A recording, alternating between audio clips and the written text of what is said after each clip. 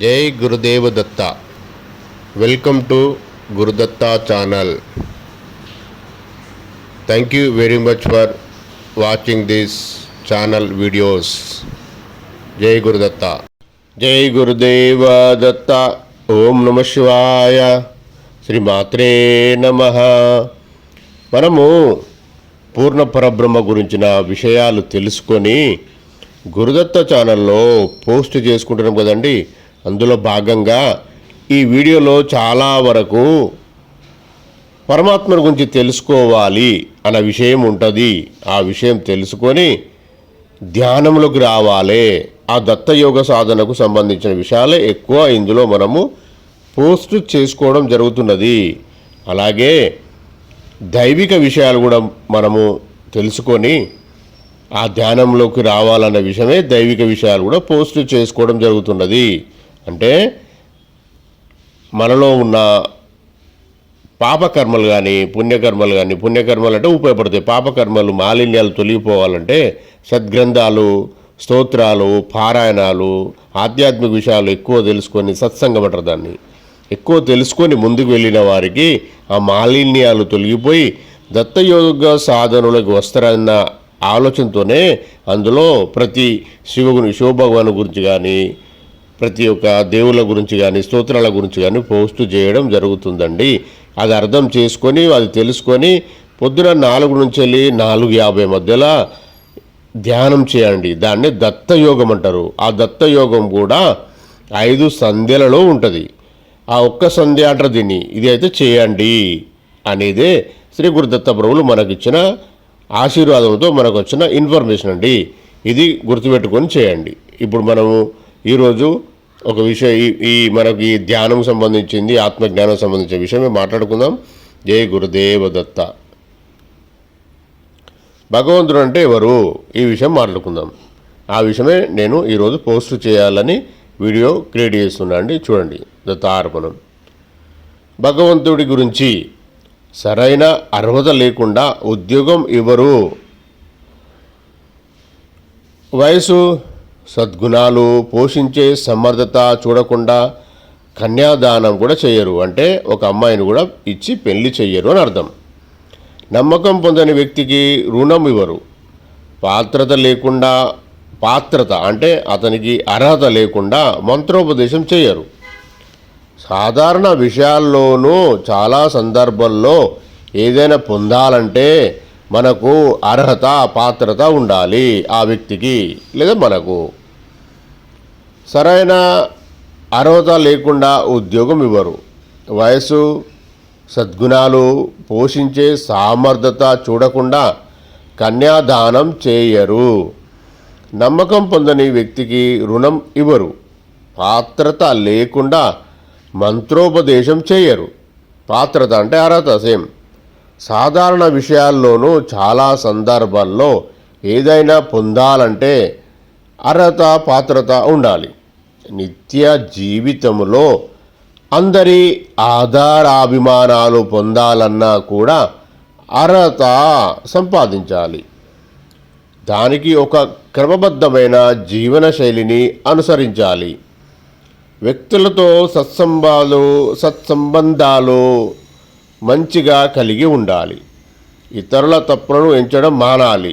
నీ తప్పును తెలుసుకొని ఇతరుల గొప్పను నిజాయితీగా ఒప్పుకోవాలి. సంకోచమే మరణం, వ్యాకోచమే జీవితం అంటారు. మానసిక పరిధిని విస్తృతపరచుకొని విశ్వమానవుడు కావాలి. నిస్వార్థంగా ఇతరులను ఏమి ఇవ్వగలమో అవి ముందు ఇవ్వడం నేర్చుకోవాలి. అప్పుడే పొందే అర్హత కలుగుతుంది. భగవంతుడి అనుగ్రహం లభించాలన్న అర్హత కావాలి. ఈర్ష్య, అసూయ, ద్వేషాలకు దూరంగా ఉండగలగాలి. ఆయన అంటే భగవంతుడి మీద భక్తి, విశ్వాసాలు ఉండాలి. మానసిక అనుబంధాన్ని పెంచుకోవాలి. చేసే ప్రతి పని తాలూకు ఫలితాన్ని ఆయనకు సమర్పణ భావంతో చేయగలగాలి. నిజానికి ఆ పరమాత్ముడి సన్నిధికి వెళ్ళాల్సింది భౌతిక విషయాలకు దూరంగా కాసేపు ప్రశాంతమైన మనసుతో ఎవరికి వారు స్వామితో మౌనంగా సంభాషించుకునేందుకు. ఆయన కరుణా కటాక్ష వీక్షణలు తమపై ప్రసరింప చేస్తున్నందుకు, జీవితంలో సుఖ సంతోషాలను నింపుతూ ఉన్నందుకు ధన్యవాదాలు చెప్పుకోవడానికి, కోరికల చిట్టా విప్పడానికి మాత్రం కాదు. ఎవరికి ఏది కావాలో ఆ పరమాత్మునికి తెలుసు.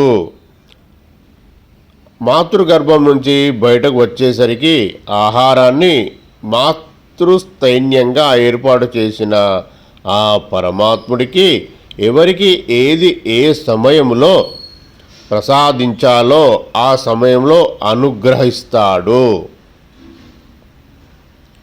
పూజా మందిరంలో దేవుడి ముందు అగరవత్తులు వెలిగించడంతో పాటు ప్రేమానురాగ కుసుమ పరిమళాలతో ఇంటిని పరిసరాలను నింపుకోవాలి.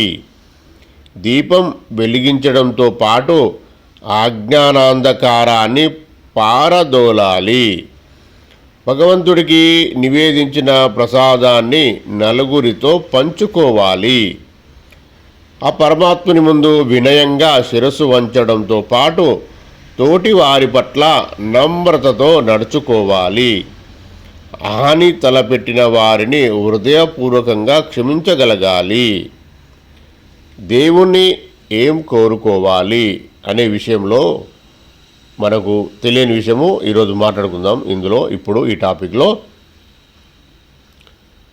దేవుణ్ణి ఏం కోరుకోవాలి, నీలోని బలహీనతలను విన్నవించి వాటిని అధిగమించే శక్తిని, కష్టాలను అధిగమించే మానసిక స్థైర్యాన్ని కలిగించమని ఆర్థించాలి.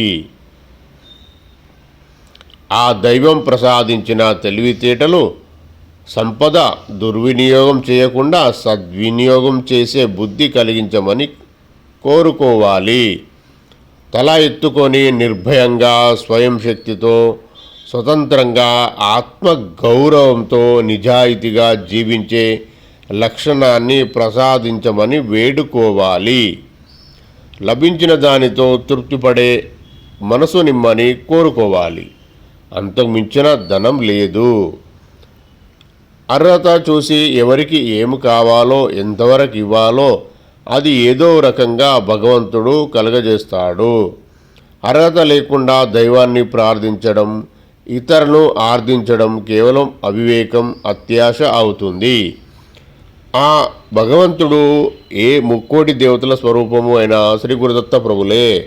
మీరు ఏ దేవుడిని పూజ చేసినా ఆ పూర్ణ పరబ్రహ్మ పరమాత్మ అయిన శ్రీ గురుదత్త ప్రభులకే వెళ్తుంది. మీరు ఆయన నిరాకారతత్వము, జ్యోతి స్వరూపం కాబట్టి ఈ దేవతలందరినీ సృష్టించడం జరిగింది. మీరు ఏ పూజ చేసినా, ఏ భగవంతుడు మొక్కినా ఆ పూజలన్నీ శ్రీ గురుదత్త ప్రభులకే చెందుతవి.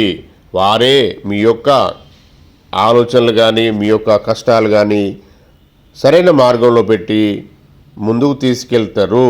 దానికి ప్రతి ఒక్కరూ చేయవలసింది 100% శరణాగతి భావంతో ఉండి మన కోరికలు కానీ, మన సమస్యలు కానీ, మన బాధలు కానీ, మన భవిష్యత్ ప్రణాళికలు కానీ ఆ పరమాత్మునికి, మీ ఇష్టదైవానికి తెలియజేసినప్పుడే ఇవన్నీ సవ్యమైన మార్గంలో జాగ్రత్తగా జరుగుతూ ఉంటాయండి. మనము ఈరోజు ఇంత మంచి విషయము పోస్ట్ చేసుకునే అదృష్టాన్ని కలిగించినందుకు శ్రీ గురుదత్త ప్రభులు అయిన పూర్ణ పరబ్రహ్మ పరమాత్మకు కోటి కోటి సాష్టాంగ దండ ప్రమాణాలు, కోటి కోటి కృతజ్ఞతలు. సర్వం శ్రీ గురుదత్త చరణారవిందార్పణమస్తు, శివార్పణమస్తు, లలితార్పణమస్తు. జై గురుదేవదత్త. ఈ వీడియో కనుక మీకు నచ్చినట్లయితే లైక్ చేయండి, షేర్ చేయండి, సబ్స్క్రైబ్ చేయండి. Thank you very much for watch this videos. జై గురుదత్త. దత్తార్పణం.